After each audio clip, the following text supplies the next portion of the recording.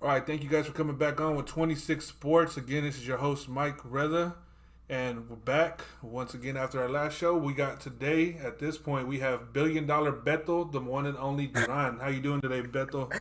I'm good, man. I'm good. That's a nickname I've never heard, but all right. Yeah, well, that's what you are, man. You're a man of many things there, man. You got, as you said, you got the Fresno Mariachi shirt in the back. You commentate on every sport practically. You're in every picture you can see of the LA Lakers or Dodgers. There you are, and every boxing event over the last few years you're there. So that's why you got the billion dollar nickname, man. I'll take it. I'll take it. Yeah. So, speaking of everything that's been going on lately, yes, of course, with this pandemic, a lot of the things that we've seen is things that we possibly have taken for granted. What has this pandemic, done for you in the fact of, the things that you may have taken for granted or appreciate more now that, we're kind of locked down for a while here? As far as like professionally, business wise, it's what I do. I'm a freelancer, so I know that I don't have anything guaranteed. So when there's a job, you just take it and you just roll with it. I've been in this business since 2000, so I mean, obviously nobody's ever seen anything like this. Yeah. Completely different when you haven't worked for this long, but when you're a freelance broadcaster, there's times when you don't work for a month or two, Yeah. or as you're trying to figure out what the next job or where you're trying to go. So it's a time when you just really buckle down and just do more things of what you can do. I started doing a Thursday night YouTube live Yeah. show with Joel Diaz, the trainer, and Roberto Diaz, the Golden Boy matchmaker, and it just started off as I wanted to do a show with Joel just like for my podcast. I have a Yeah. podcast called Living the Dream, and then that I taught myself how to do the video stuff like you do, what you've been doing. Yeah. I never knew how to do that stuff, and also I wasn't allowed to from other jobs. I taught myself how to edit video, how to create these video shows just like you're doing. And like I even sent you that tweet, like what you do, the production, what you have when you have your studio and everything else looks clean. It's like Yeah. respect to you because I know you're the one doing it all by yourself, and it's a lot of work. I don't think people how hard it is to just do this. And Yeah. a podcast in general is hard to do it video wise, do it quality wise, video with the graphics, all this stuff. Respect to you, man, for that hustle and that grind because you're doing it in your own. And I taught myself how to do this. I never thought I needed to know it, but I did it. So you sharpen it, and here we are. And it's a wait and see pattern, but a lot of it is out of sight, out of mind. If you're not doing anything, people are going to forget about you. Yeah. And I did the Thursday show just for boxing fans, just to keep going.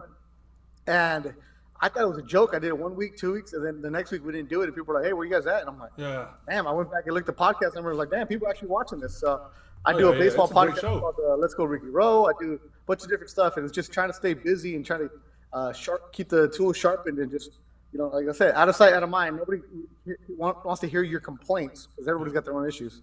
Yeah, and speaking of your show, man, it's a great show. I enjoy it.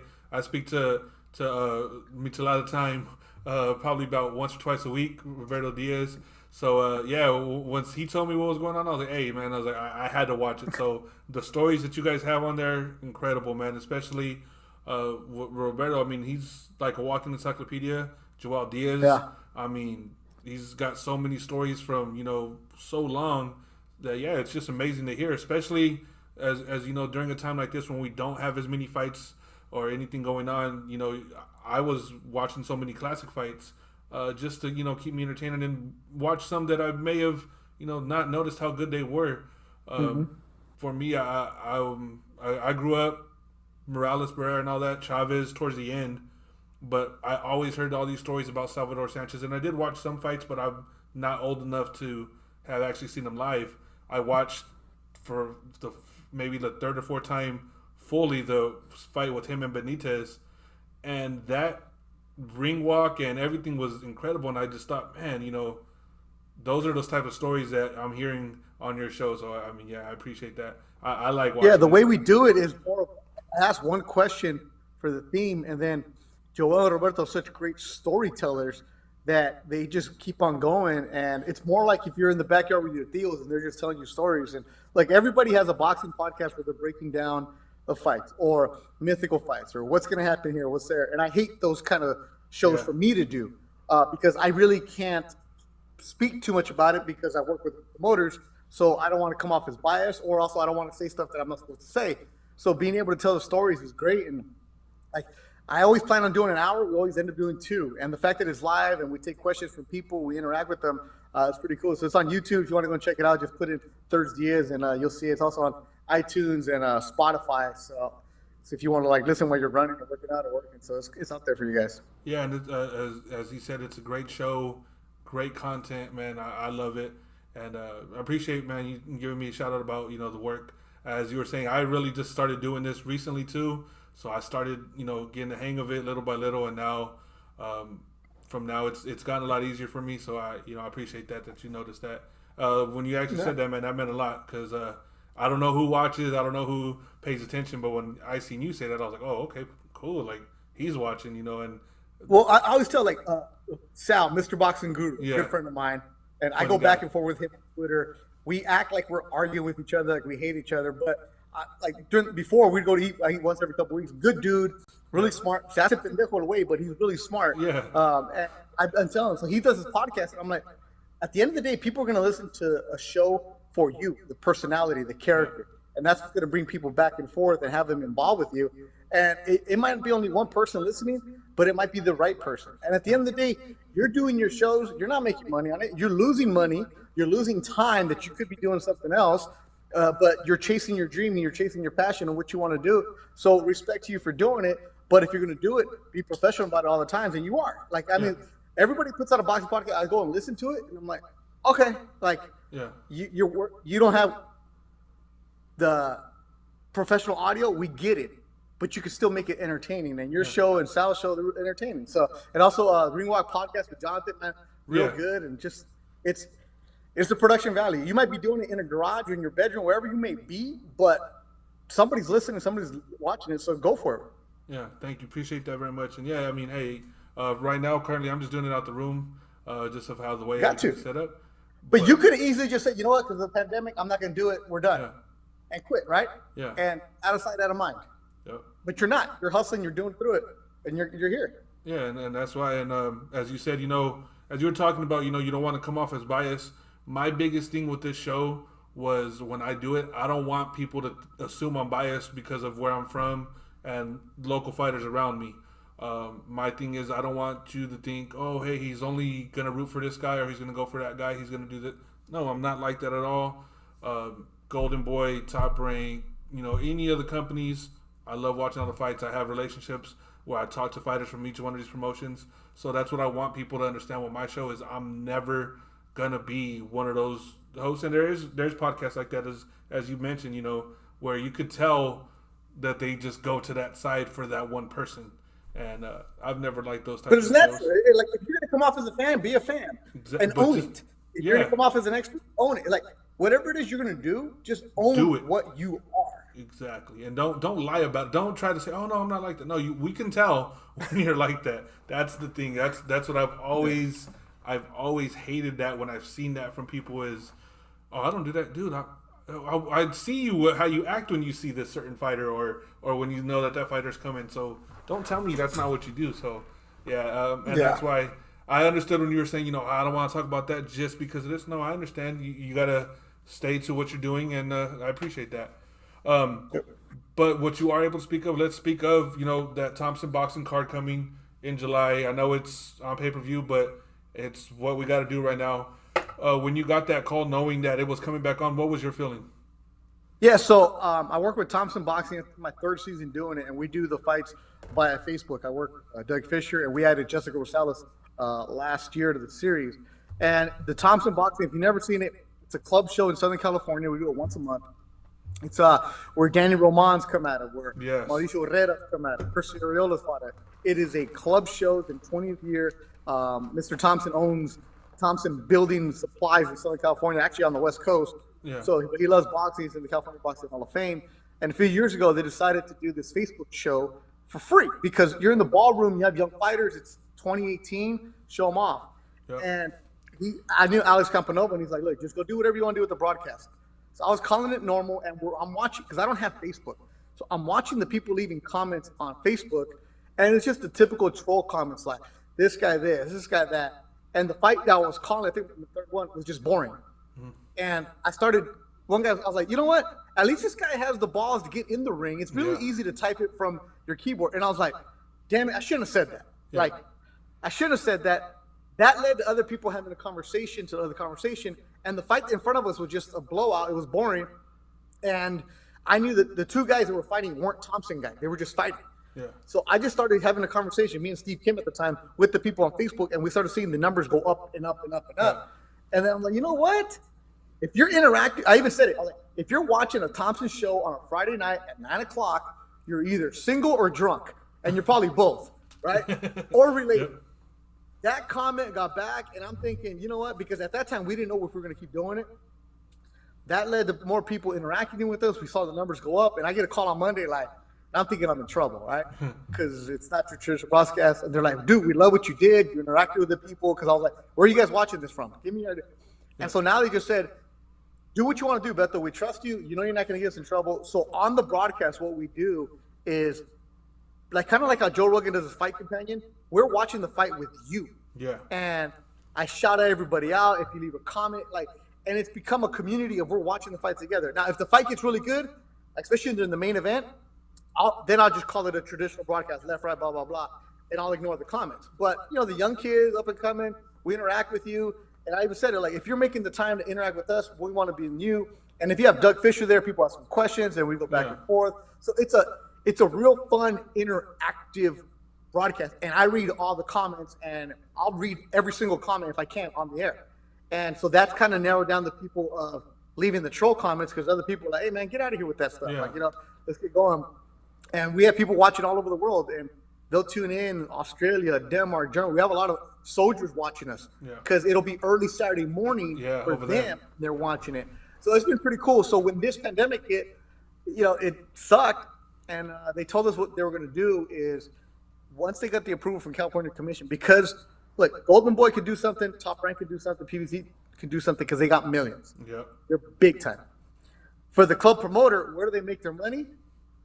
On the tickets. Yeah. A fighter makes his money by selling tickets. So you're not allowed to have a crowd. So what they decided to do is do a pay-per-view to cover costs. And it's going to be $6. Yeah, that's nothing. And you're going to get 3 fights. But with Thompson, they have Michael Dutchover is going to fight, Ruben Torres is going to fight, and a kid from San Jose, Arnold Dinon, is going to be on the fight. Yeah. So it's three good kids against good opponents, and we're going to be done in 2 hours because it's going to be on a Sunday. So the point is, fight, get them in. Fight, get them in. Fight, get them in. Not drawing it out. Done in 2 hours, $6, and you're going to see good quality.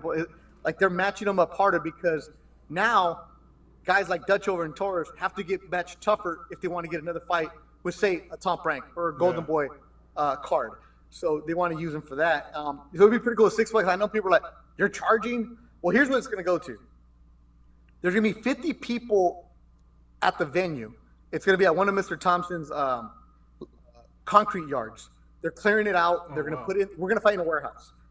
And everybody that goes has to be tested, from the referees to the fighters to the trainer, me, my partners, our staff, and Thompson has to pay for that. Thompson has to pay for the hotel. They have to pay for quarantine. Normally, for Thompson's show, it's a Friday. I get there Friday afternoon. Now I have to get there the day before. When the fighters weigh in, I got to get tested too. Yeah. We quarantine in a room. We don't go anywhere, and we have to stay there. So all that's adding up. So when people are like, how are they going to charge for this? That's what they have to do to cover some costs. And it's like, it's $6, and you're going to see 3 good fights. And I'm not saying that because it's like I'm working for them, because I heard some of the other names that were going to fight against the opponents, and they're like, we can't put that fight on there and charge you. Yeah. So Dutchover has a good opponent, Torres is a good opponent, so it'll be good tonight. So it'll be cool, and I'm just glad that we're doing something, man, because the small promoters, whether you're in San Diego, LA, Sacramento, wherever you're at, you're not going to come back this year unless you do something creative, and it's going to be hard because club shows are expensive. They're hard to do, and most of them lose money on it. So Thompson's doing it. So July 26th will be in Corona, inside a warehouse. Well, what the irony, huh? Corona. Yeah, you're right. Yeah. I just thought about it. Yeah, you're right. But no, and as you said, $6. I mean, I've seen it where I've been watching the cards on Facebook. I've seen where it shows like 10, 15, 20,000 people watching all at the same time. Even if half of those order to fight, again, it's only $6. If half of those order it, that's going to cover a lot. And at the end of the day, you're supporting the sport.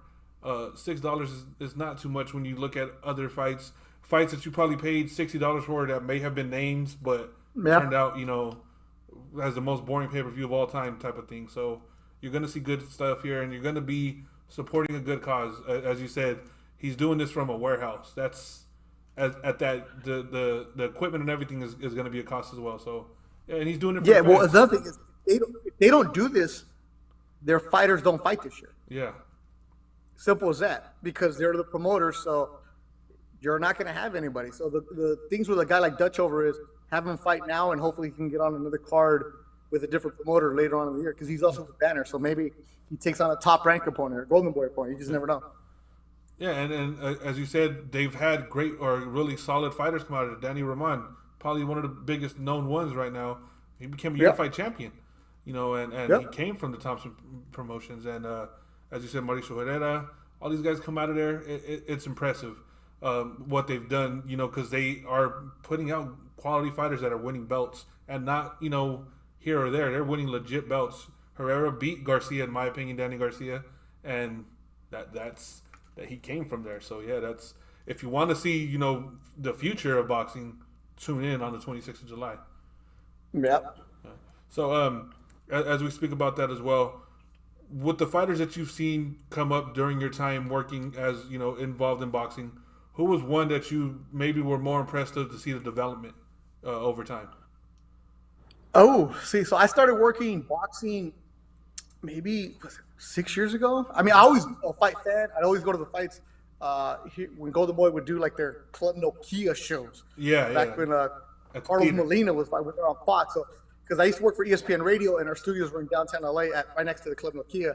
So I'd go and see those guys, like young Jojo Diaz, stuff like that. But I started as a broadcaster 6 years ago, and the first fight I ever did for Golden Boy was Paulie Malignaggi against Zab Judah at the Barclays Center. It was a tryout, audition, I think 2013 maybe, something like that. But yeah, as far as like the guys that you see come up and their development, you get to know these guys, but you're not their friends, but you get to see them on a different level because you see the struggle of what they're going through, where they're at to where they're going. And we'll talk about this one. The guy who fights tomorrow night, Franco. Yes. The professor. Yes. Now, he signed with Golden Boy 5 years ago, maybe. It was him, Hector Tanahara, and Jonathan Navarro. Yes. All of them signed with Robert Garcia. They came in, and that's when we were doing our shows at the Belasco for Golden Boy. And, Franco is maybe 18 years old, wears glasses, weighed 112 pounds. And to see him, you're like, okay, that's the kid that probably got signed because he was friends with Tanahara, because Tanahara was the big hot prospect. Yeah. Like, that kid had got the Olympics, to look, all that other stuff. But you see Franco grind and grind and grind, and now he's going to be fighting for the world title on ESPN. And it's those are the stories you're happy about to see the development of somebody because you see how hard they work. Now, all boxers work hard. Yes. But nobody's paying attention to a kid who weighs 115 pounds. His nickname's the professor because he wears glasses and sweaters. And I saw him actually call this fight in Puerto Rico where his only loss, he was stopped against an Argentinian, an early stoppage. It should not have been stopped, but he got the loss, and he's rebounded, and now he is fighting for the world title. So you like seeing those kind of stories. Like JoJo, I've known him since he was an amateur. And, this was expected of him to get to this level. Happy for him. Great kid.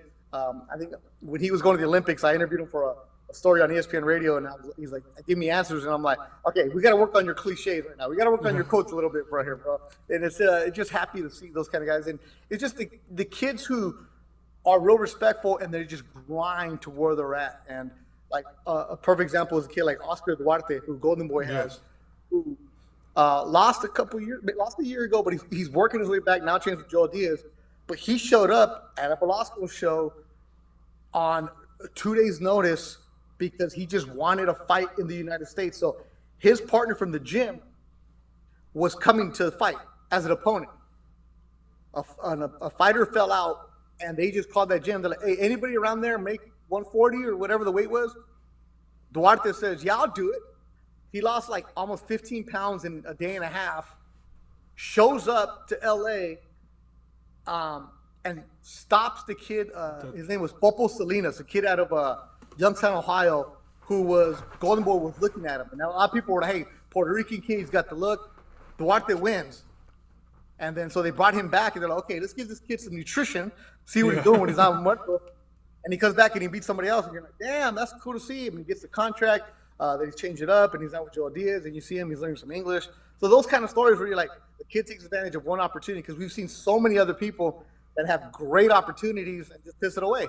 Yes. Guys that don't like to run, guys that have the entourage and they're only 4-0, or guys who built up their record in Mexico and they believe they're hyped because they have a bunch of shirts, and it's like, okay, now what are you doing? So, yes. I mean, it's cool for them, but I like seeing the stories like a Duarte or Franco, even a Carlos Morales who would fight the Solution, who would fight on the Velasco show. He would beat the prospect. Finally, they signed him. So those kind of stories, it's really cool to see their development, because it's, those guys are coming home probably maybe less than $1,000 at the time. They're happy about it. Yeah, and that's as you said, that's a good story to hear from those guys. Franco, as you talked about, I remember watching him when he first was getting there with Golden Boy, and I could see the skill, the talent, but as you said, he was, he just 115-pound skinny kid, and but you could see he wanted it, and now after those 3 fights with Negrete, it was like, okay, he's for real. He is for real. Like, you got to take him serious. So in tomorrow's fight, I keep telling people, don't overlook him. I know Maloney's supposed to be whatever he's supposed to be, but if you think Franco's not there to win that belt, there's a reason Golden Boy said, go ahead, go over there. They already did this. They did this with Teixeira and Carlos Adames. Go ahead, go over there. Watch what happens. So Oscar and them are not going to send somebody over that they don't trust that can pull out the win. So I believe he has a real legitimate chance, and if he does win, it's not an upset to me. And speaking of Jojo Diaz, I remember I spoke with him before his fight with Gary Russell. Obviously he didn't win. Then he had his other fight where he had problems making weight for the other title. When he was going up against Farmer, I remember we talked a little bit here and there, and there was just a different way he was talking and acting that I knew it was going to be his night. The way he came out that whole time, I knew it was going to be his night that night, and he put on his best performance, especially after that deep cut. I mean, that cut was nasty. I thought they were going to stop the fight. The cut man did a great job, and the way he performed in that fight was impressive, because Farmer is a tough fighter to look good against, and Jojo looked amazing that night. Yeah, Joe Diaz won in the corner and told him, you're fine. Jojo, to a lot of his credit, after he lost to Russell, and I think we're all disappointed the way Jojo's performance against Russell happened, because it's like, damn, he had that other gear, but we never saw it. And that's a great example of Jojo digging deep and looking and accepting the blame and saying, what I did was wrong. Let me turn it around, and has another chance against Farmer, and he got the victory. Yeah, you're right. He had a completely different attitude. But that's the evolution of a fighter, accepting the defeat, also realizing we made a mistake. How do we adjust? And that's the reason they're champions, is because they adjust. Exactly. And as you said, that was a great performance that he put on that night. And, he adjusted. Like I said, when I talked to him before the fight, I could just feel it. I could just talk to him. And I was like, he's going to do something. He's going to do something. And it wasn't even just like a week or two before. It was the months before when I had seen him in Carson with when Ray Vargas had fought Kameda. He just his whole demeanor leading up all the way up to it, I knew he had something different for that fight. And as you were talking about fighters that you see with losses, I'm gonna go to Ronnie Rios. He had a couple tough losses, and that night against Diego De Loya, I was impressed, man. He put on a great performance, and he made him stop. Yeah, and I worked that fight for the Zone and interviewing Ronnie in the ring afterwards. And Ronnie's a fighter that I've known since I started in boxing. He beat Andrew Cancio. We were working a show in Chicago on Fox, and he beat Andrew Cancio easily. Yeah. He took care of him there. And then his first loss, when he lost at Fantasy Springs against Robinson. Yeah. Robinson Castellanos. So you see Ronnie, and honestly, as Hector's trainer said, he thought Ronnie was done. And, you know, his brother Alexis was coming up and shining, and he was brought in to fight Diego as an opponent. Yeah. He was going to go give Diego some rounds. Diego looks good. Diego has a shot at a world title after that. And Ronnie, you know, when you get older and you figure things out and you change things up about your life and you talk about that, the adjustments, he did it. Right now in a perfect boxing form, and he's changed his career up. And, you know, just you love to see it. And sometimes guys have been doing this since they're 8 years old. They get burned out. You know, it takes a toll, all that sparring, all that just to get up and run. And sometimes you're not motivated. And when it's taken away from you and you realize that, you know, you might be done and you give it one more shot and it executes like this the right way, and you see it. So Ronnie's still in the mix, and especially at that 122 pounds. And, you know, he fought Ray Vargas. Didn't look good, but then again, he looks good against Ray Vargas. Yeah. But he fought for the world title, and yeah, it's great to see those kind of stories because he's such a good person to turn things around. Yeah, and as you were saying, you know, the way he adjusted to that fight, I remember I was there at the weigh-in, and the whole time I was like, Diego's gonna, you know, do his thing. He's, as you said, he's gonna look good. He's gonna win this fight and get a title shot. And I just remember being at the weigh-in. I was like, you know, this is gonna be a good fight. There's something different. The look, as you can tell, I mean, you've been around, and not just in boxing, any sport. When a certain person has a look in their eye, you know something is gonna happen. Mm-hmm. And he had that look at the weigh-ins the whole time. And I remember sitting there. I was like, man, he's landing some hard shots on Diego. And at that, I didn't expect Diego to go down. And when he did, I was like, okay, that's it. There was just and Diego had never been tested Yeah. that hard. That's what that fight was supposed to be. It was to see what do we have in Diego De Loya. He had won, you know, he had beat guys, but he had never been rocked like that. And when he didn't get up and beat the count, I was like, whoa. And I remember working that fight for DAZN, and I asked the referee, I'm like, you know, Kaiz, and he's like, he told me he doesn't want to continue. Yeah. And I was like, oh, I thought you said. He's like, no, he told me. Yeah, no. I'm like, all right. So, I mean, I reported that, and people were like, he didn't say that. I'm like, okay, the referee told me that. Like, on Twitter, people were getting mad at me. I'm like, okay, the referee said. Yeah. There you go. So it was interesting. Definitely upset that night. Yeah, and I remember I was actually behind Diego's family that night at the fight. So it was very interesting because they asked the same thing: did he quit or did they stop it? And everybody, of course, it was stopped until I forgot who came from ringside and was like, "No, he asked it to be stopped." And they all like looked at each other, and I'm sitting behind them like, "Oh, this is awkward." Yeah. I was like, "Oh man," but yeah, it was a shock because. Yeah, I mean, leading up to it, Diego, as you said, he was winning. Yeah, he hadn't been tested, but you were thinking, well, this is going to be the fight to test him, but he's probably going to look good. And, yeah, like I said, once I see them at the weigh-ins, Ronnie just had a different look to me, and I was like, this is going to be – this is going to be that was different. Ronnie's career. So he loses that, he's an opponent. Yeah, and and he showed up. He was supposed to. So, yeah, that's one of the fighters that I always admire to watch is Ronnie, because he brings it. He's always going to, as he said – he didn't look good against Ray Vargas, but nobody does. So that Castellanos fight, I remember I watched that. And Robinson, as it is, I mean, that's what he does. He picks up upsets against people that you don't expect. Remember what he did to Gamboa? I mean, he stopped Gamboa. He made Gamboa quit. So, hey, I mean, it's Ronnie had faced some tough times, but he persevered and he pulled out the victory that he always wanted against Diego, and he's still in the mix at 122, as you said. Yep. Now, besides that, as you said, you've been in other sports. What other sport have you seen or been at that you think supersedes the other ones in maybe in moments like basketball, baseball? One moment that you could say you'll never forget, no matter what.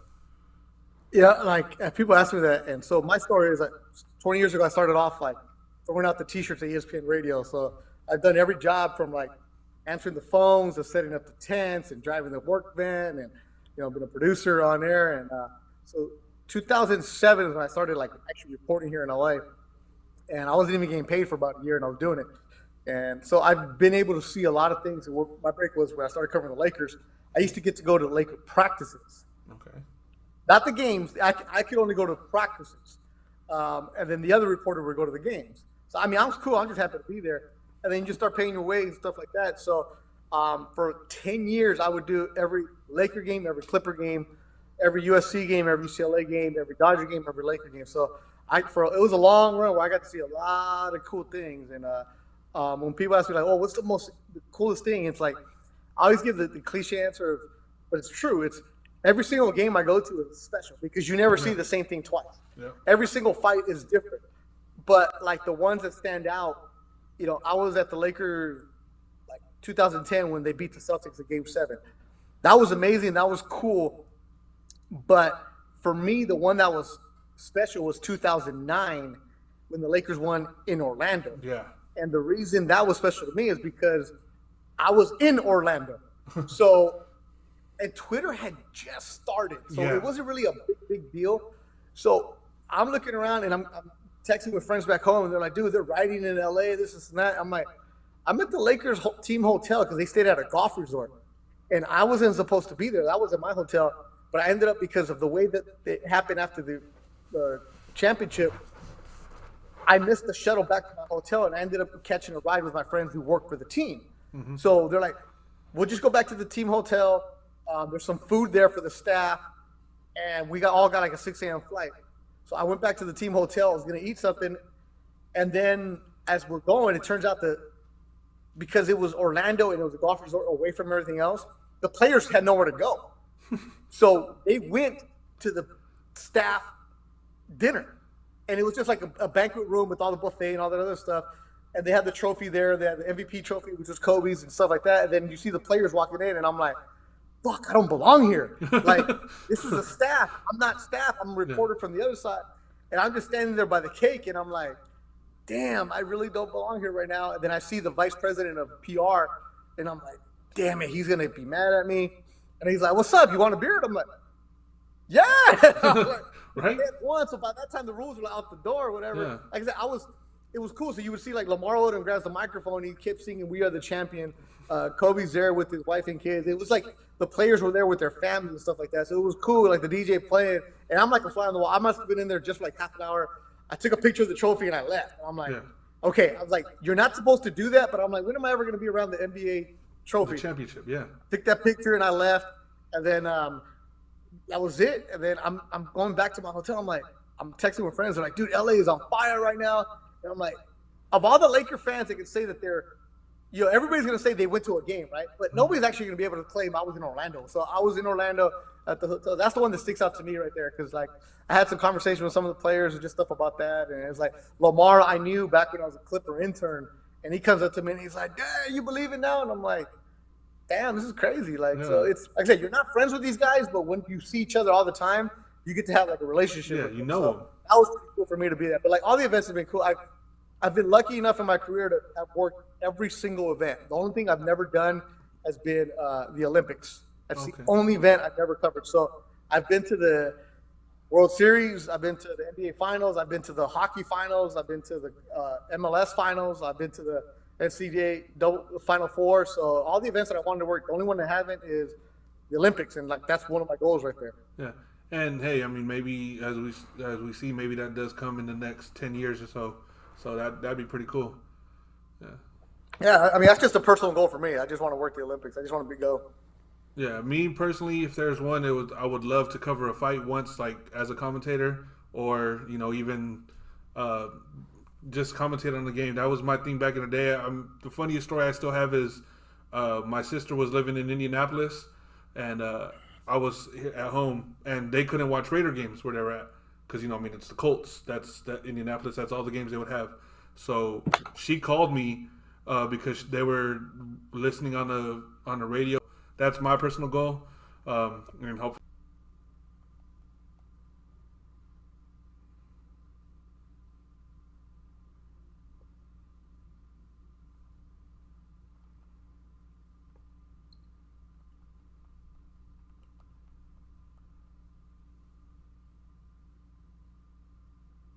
Can you hear me? All right, hold on. Your audio's off. My audio is off. Okay, there you go. Hear me now? Okay. You're back on now? Yeah. All right, Yeah. perfect. So the last thing I heard was saying your sister called you from Indianapolis. Yeah, so yeah, I'll repeat the story. So she called me from Indianapolis because again they couldn't watch any Raider games. Um, so she called me, and it was at the very very end of the game, and they were playing against the Cleveland Browns. She's like, "Hey, just stay on the phone with me. Let me know what happens." And I just got caught up in the moment because they were going to kick a field goal to win the game against the Raiders. So I'm sitting there, and I was like, "Okay, they're coming up to the kick. Kick is up. It's blocked. They blocked it." And I think watching the reaction of the players too, because they're running around the field. Well, somebody threw their helmet off. I'm like, they blocked the field goal. They blocked it. It's no good. No good. No good.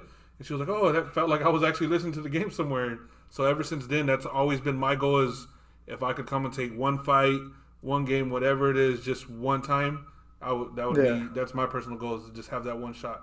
I've always wanted Yeah. to do it. You became Bob Papa all of a sudden, man. Yeah, I mean, I was going crazy that game, and it was just because I was like, oh, we're gonna lose again. They're gonna kick a field goal, we're Yeah. gonna lose again, and then they blocked it. I was like, oh, so yeah, it was one of those moments that I don't forget, even though it's just it's just a family story, but it was one of those ones where it's like I can do this if it really came down to it. Yeah, you get a rush doing it as a play-by-play guy. It's the job is good. It's getting the job that's even harder. Yeah, It's crazy. It's competitive. There aren't many positions available like at the zone. You have Brian Kenny, you have Ryan Rucco, you have Todd Grisham, and then me. And yeah, it's like, okay, there's one fight, and I'm fourth on the chart. So, I mean, I know my role. I'm just trying to get in where I can fit in over there. At Golden Boy, I'm on, and then if Jonathan Coachman isn't there or Grisham isn't there, then I get a call. So yeah, it's hard, but it's you just kind of get through it. And there's nothing like calling a fight. And people are like, oh, what's one of your favorite fights to call? And I'm like, actually, all of them are fun yeah, because you get a rush doing a fight, and it's the preparation for it. And if I'm calling, like say example, like if I'm calling a fight on a Friday, if I'm doing 6 fights, my preparation starts the week before, and it's even though I might know these guys and they give us a research packet.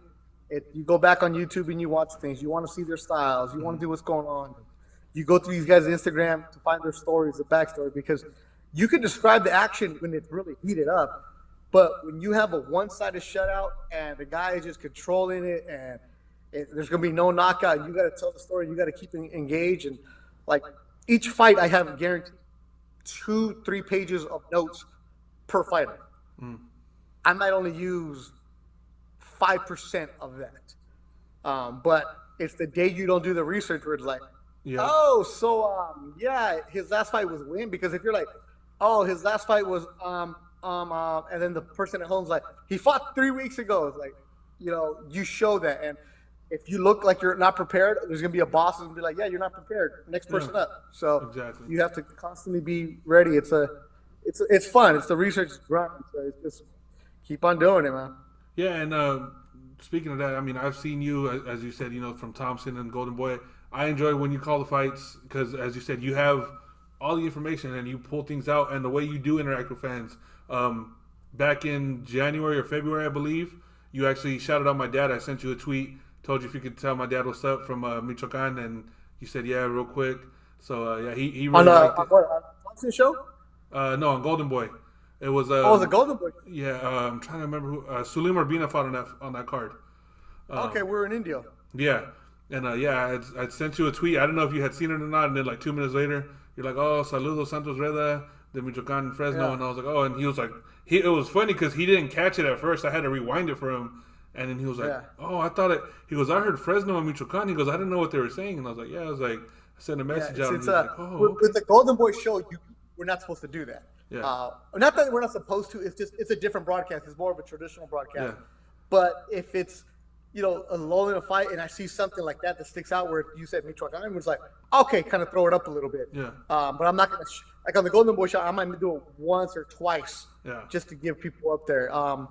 But I'm cool. I didn't know it was your dad. That's awesome. Yeah, that was my dad. It was funny because the next day he calls to Mexico. Hey, I don't know if you guys noticed it, but yesterday on the show they called my name out. That's part of the deal of why I do that, because it's 2020. The broadcasts are completely different, especially for the Thompson. That's why I do it, because people are saying, wait a minute, this guy's paying attention. Like I said, you're investing in us, I'm going to invest in you. Yeah. On a club show. Like I said, you're watching Thompson on a Friday night at 11 o'clock, you're probably loaded. You're probably like you're single or you're related to these guys because if it's Friday night, you know your wife's gonna be like, "Hey, come on, man, let's do something. Let's do this and that." But, and you're watching a dude who's 9-7 against a guy who's 3-0. It's like you're a hardcore fan. Like, that's legit.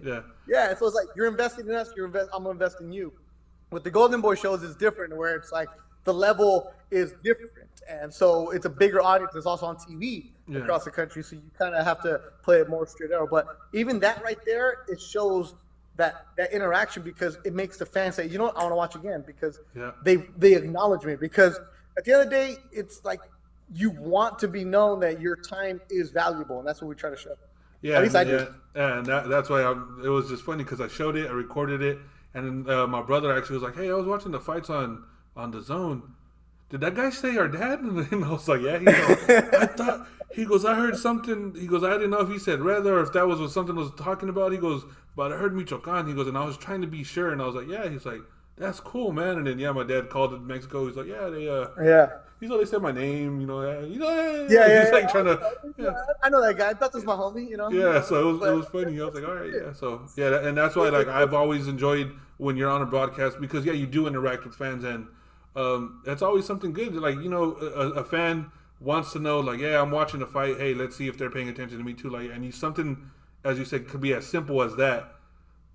It could do something very, very major for someone just to know that, hey. Well, one thing that I started doing with those Golden Boy on the Zone shows is I'll interact with the reporters. Yeah. So, like say Jake or say the different reporters around the country that leave tweets and like that are really smart, intelligent tweets. Because when I'm broadcasting it, I have to focus on what's in front of me, and I'm sitting ringside. I see this, and that, and I'm also having a producer in my ear telling me what to say. Because halfway through the round, they're telling me, okay, at the end of this round, we're going to go to commercials. You're going to read this card. You're going to do this. Like, I have an instruction here. And then I'm listening to my partner. And then if Jessica's there, I'm listening to her. So there's, like, voices in my head, and I'm still paying attention to what's going on. So there's a reason people are like, how come they're not talking about what they see on the ring? Because sometimes you're not paying attention to what's in the ring because of so many different things. As a play-by-play guy, you're doing traffic cop.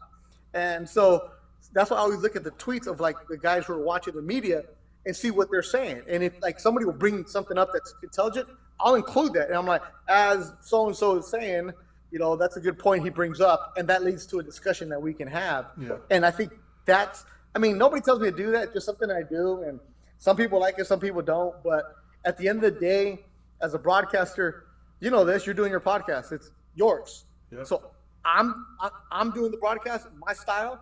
And if somebody doesn't like it, oh well. If somebody likes it, oh well. It's at the end of the day, I got to do what I feel is best. And like nobody's gonna like you 100% of the time, but be yourself. The best advice of anybody who's gonna be a broadcaster: be yourself. Do what you feel is best for you, because you're going to get fired no matter what. You're going to get replaced. Like you're going to be used by somebody else. Is going to take your spot, whether it's somebody more famous, somebody cheaper, somebody. It doesn't matter. But when you're done with the broadcast, say, hey, do I feel like I did my best today? And if you're happy with that, that's all that matters. Yeah, exactly. And as I said, so I like your broadcast because you are interactive with everybody. And then that especially when the media's there, like sending out a tweet and you're like, oh, hey, he said this, And a fan might not notice that, and then they'll start catching on to it like, oh, you know what, that is right. That is what's going on. Or, it's something that someone might not see that somebody else does. As you said, that one person that caught it. Well, that's why, like, I didn't know people didn't like Brian Kenny. I think Brian Kenny's really, really good. I didn't know that people didn't like him. Because as a broadcaster, you're just doing certain things, so you're more sympathetic. I didn't know people didn't like him like that. And I'm like, damn, Brian Kenny's one of the best out there. Yeah. Like at what he does. And like I didn't know people like there's some people who don't like just Joe Tessitore. Like, damn, Tessitore's good. Yeah. But they are doing their broadcast the way that they feel is best. Yeah. And as long as their boss likes it, cool. But at the same time, somebody might say, I don't like Brian Kenny, and you're gonna have 5 other people say, I love Brian Kenny. Yeah. It's just you can't please everybody. So there's only one Mike Rueda. So you do your podcast the way you want to do it. Because everybody's always gonna have an opinion on how you should do things. But if you don't want to do it that way, then don't. I mean, now if it's a boss telling you, then you better listen. Yeah, that's different. If you're paying me, then okay, I'll listen. Yeah, if you're Yeah, paying you're me, I'm your gonna own listen. boss.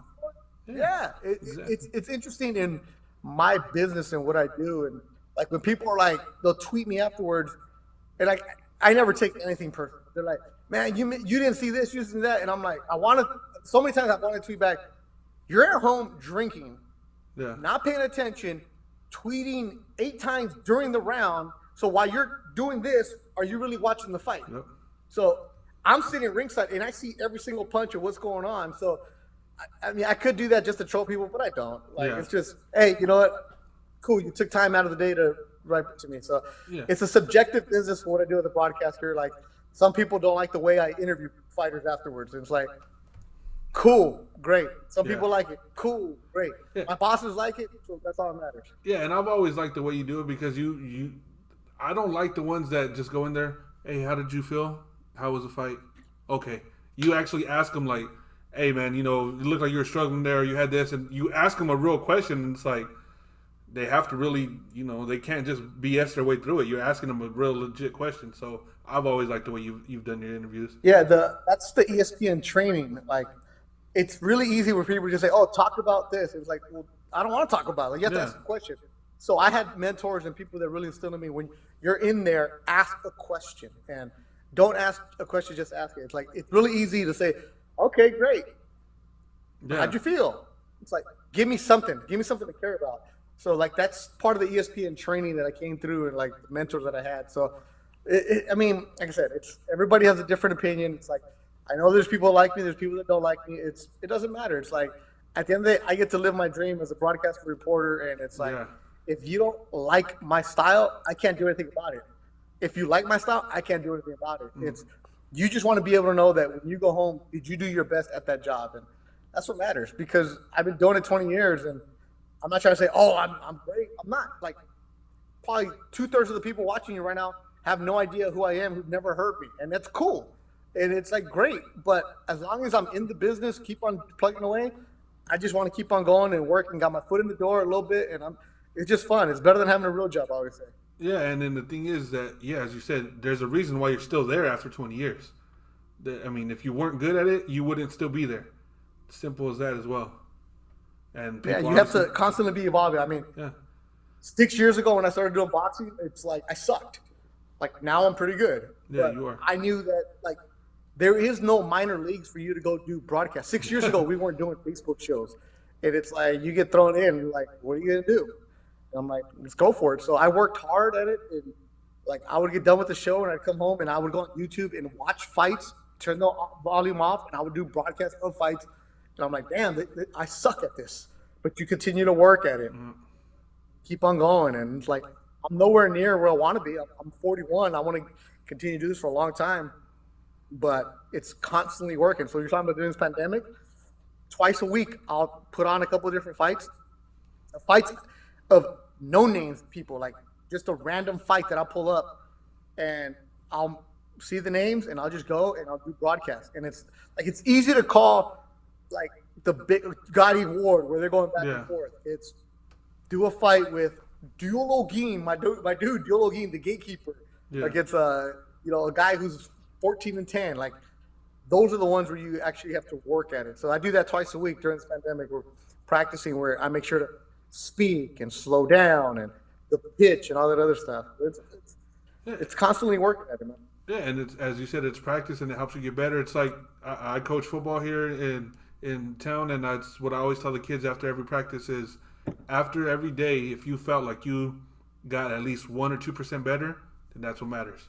So I mean, that's what you're doing there. You're practicing every day, as you said, during this pandemic. So hey, well, once you come back on at the Thompson Show, maybe you're 3 or 4 times better than what you were before the pandemic started, and But then we'll probably have people tell me you're 3 or 4 times worse. yeah, and they're probably going to be 3 or 4 times more loaded because it's going to be a Sunday afternoon or night. So hey, but yeah, I mean, You coach football too? huh? You coach football? Yeah, Selma Bandits. This is our undefeated season last season that we had right here. We only gave up 2 The high touchdowns. school? No, it's Pee Wee, or not Pee Wee, junior youth football. Oh, okay. So junior All-American and all that? No, this was for 10 to 12. Oh, okay. Yeah, so yeah. That's the shirt right here. We went undefeated last year. I coached defense, and we only gave up 2 touchdowns the whole season. Damn, all right, that's nice. So so that's one of the things I do in my free time. So that's always been a little hard during boxing because, as you know, September, November, although that's when a lot of the big shows are coming on. But I was in football, so there'd be times I'd be driving home, tell a lady, "Hey, drive the car. I'm gonna watch the Canelo fight on the way home real quick." So, but yeah, it's always fun. Yeah, and again, man, I want to thank you so much for actually taking time to be out here. I know, again, during the pandemic and all this, you're just practicing, doing everything you can. But you're one of the people I look up to in this game. One of the people I do model stuff after, and I enjoy everything you do. So I appreciate you coming on to my show today, man. No, man, I appreciate it. What's 26 Sports? That's actually the first one to actually ask that question. 26 is actually the dates of me and my fiance. We actually got together August 4th, 2014. So 8, 4, 12 plus 14 is 26. So we actually have a 26 photography that she does. She takes pictures at the fights. We've actually done a lot of MMA fights as well that she's taking pictures of. So yeah, we've been doing that for a couple years, and just recently I was like, hey, I'm gonna switch this up and I'm gonna go to 26 Sports as well. So she actually was the one that told me. Yeah, she's the one that told me you should just do your own show. She's like, you know what you're doing. You know a lot of people. You're knowledgeable of the sport. Just do it. So I finally said, all right. As they say, the woman always knows best, right? Yeah, the hardest part is doing it, the consistency, and the people that say everybody's like, everybody has an opinion on Twitter. Yep. But to actually do a show for an hour, to hustle, to make the time out of it. Like I said, you're taking that 2 hours you've taken away from being with your fiance for this night, where you could have had dinner or whatever you're doing, and it's like you guys are building a business out of this. Where she's taking the photography, you're doing this, and it's hard, but it's worth it, and it pays off eventually if you stick to that grind. And respect to you for hustling. I appreciate the nice words, man. It's like you don't know who you're making an impact on, and like the podcast I have is called "Living the Dream." It's like, look, my mom and dad, Mexico. I'm number 5 of 7. Like, they speak no English. They got no clue what I'm doing. They really don't care either. As long as you got a job, that's all that matters to them. And it's like and then when you're a Mexican in this sport, everybody always tells you go work in Spanish, and I'm like, dude, I don't speak Telemundo Spanish. I don't speak like them, bro. Like, I'd rather watch football, not football, And everybody always tells you can't do this, you can't do that. And it's like, great, that's cool for you to tell me I can't. I'm gonna do it anyways. And if you look at the Mexican broadcasters in the English game, there aren't any. Yeah. It's me and Bernardo Suna and Ray Forrest. Yeah. And if you look at the rest of the sports, in baseball there's 1. In the NFL there are 0. Yeah. NBA there are 0. So if I can help inspire you to go and chase your dream, and you inspire another kid, it's pay it forward, man. So whatever you need, let me know. I'm glad you asked me to have on, man. Yeah, no problem, man. Appreciate that very much. And first, I'm gonna get off my sponsors here. Kelly Smoke Shop, Fresno. Kelly Smoke Shop number 4, Maple in Illinois. You guys need anything, go check them out. Also, Dirt Magnets, Janitorial. Give them a call for any business, office, whatever you guys need cleaned up. 559-374-7112. And Beto, go ahead and give a shout out to anybody you want to give a shout out to, and then where everybody here watching the show can follow you. Well, I don't have no sponsors like you, man. Damn. All right, good for you. Look at you. You're all right. Yeah. I got to promote. So if you want to follow my Instagram, it's Beto Vision. That's fun. My Twitter is Duran Sports. The podcast that I have, Living the Dream, on iTunes and Spotify. Just type in my name. And if you're a baseball fan, I have the Let's Go Ricky Roll podcast. I do it on Tuesdays with former Toronto Blue Jay Ricky Romero. So we have a bunch of different guys he grew up with and played. The only Mexican to ever come out of East LA in the big leagues. And on Thursday, it's Thursday Diaz, Joel Diaz, Roberto Diaz. If you want, go back and check out past episodes on YouTube. Just type in my name, Beto Duran, and they're on there. Joel talking about skinning a snake. Yeah. Roberto talking about how to make a fight and just stuff like that. So it passes the time during quarantine. So it's Thursday live on YouTube at 8 o'clock. And actually, we've been going after the fights on ESPN. But regardless, we go and we do it live. We drink with you and we hang out, bro. Yeah. And again, everybody that does watch those ones, man, those are amazing. Those stories. And the Joel Diaz, that snake one is funny. Roberto Diaz, I mean, I've talked to him, and he's told me so much stuff about the game too, that it's it's like wow, you know. So I mean, yeah, it's good to hear, and I like watching it. As you said, it's time to pass, and it's good stories, man. It's good listening. So yeah, I mean, thank you for Appreciate doing it, that as man. well. Thank you. So No again, I Yeah, want to the give cool thing is, everybody. Yeah, go ahead. that started off as a joke. With just I was like, let me Yeah, just do one with Joel, and now Joel has learned how to use his laptop, and it said when he goes on the road for a fight, we're gonna keep. He's like, they're like, we're gonna keep doing the show, right? I'm like, fuck, I guess I got another show now. All right. right, yeah, I guess we'll do this. Yeah, hey, It but was hey, supposed to be just as you said, it's now we something want else that you keep your name out there. So that's always it. good, yeah. And Yeah, yeah. especially after fight, someone's gonna be like, man, well, what can we do now? Hey, you know, Duran and they're gonna be all Yeah. on. Hey, let's go check it out. So it's something else to give you. That's why with me, I want to do my shows Monday and Friday. So Monday after the fights, Friday once everything gets normal, before the big fights on Saturday. So type of thing. So that's what I'm planning to do. Right now, I'm Good. just getting whoever can come on and get the shows going. So I know we're supposed to have Salim Urbina back on again soon. A couple more He's MMA great. fighters back on, and I actually do have Roberto Diaz on next Monday. So you guys check that out. He has committed to next Monday night. So yeah, again, man, thank you so much for coming on, man. Appreciate it. Thank you for the words, and I definitely will be reaching out to you when I do need help with something, man. I appreciate that very much. No problem, man. Anytime. Glad to help. Yeah, no problem. All right, I want to thank you guys again for tuning in to 26 Sports. We'll be back on later this week. I want to give a shout out again to Beto Duran for coming on, and hope you guys have a great evening. Hope you have a great evening, and hope you have a good show again tomorrow, man. No problem. Thank you. Thank you.